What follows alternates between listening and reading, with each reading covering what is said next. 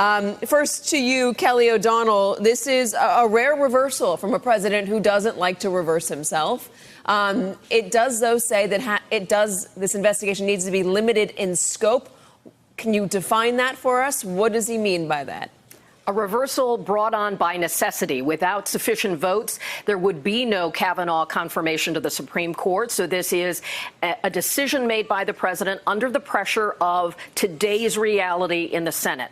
Limited in scope would suggest, based on the description provided by Jeff Flake, who got this ball rolling earlier in the day, the retiring Arizona senator, that it would deal with the issues that are currently in the public conversation. That, of course, would include Christine Blasey Ford, who provided testimony. It might also include other allegations that were, to a lesser extent, a part of the very long day of congressional hearing before the Senate Judiciary Committee yesterday for Dr. Ford as well as Judge Brett Kavanaugh. Limited in time, the president says must be done in less than a week. Many people have pointed back to the 1991 standard of 3 days used in the Anita Hill case.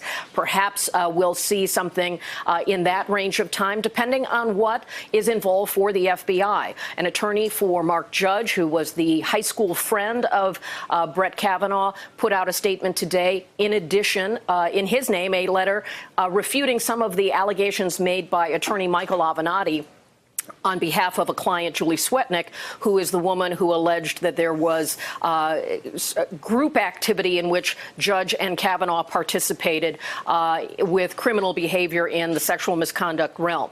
So what I've been able to observe here at the White House, just spotted Chief of Staff John Kelly and his deputy moving from Sarah Huckabee Sanders' office with the team that has been handling the confirmation process, a lot of moving back and forth. Of course, this is what they do. These are their offices, but you certainly had a sense of some building pressure toward a decision being made public. Also, I had been told by an official in response to the fact that Chuck Grassley, the chairman of the Senate Judiciary Committee, had also recommended this. So the dominoes began falling today at a time when the committee was to vote. We saw the interaction between Flake and getting the colleagues of both parties to support his pause idea.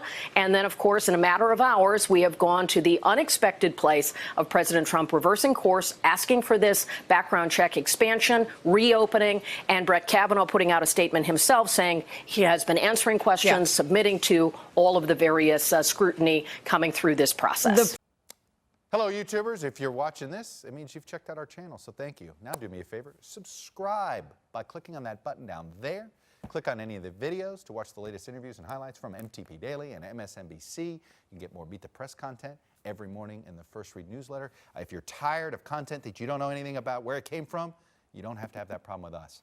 NBC News, MSNBC, MTP, and the Meet the Press mindset right here for you on YouTube. Subscribe now.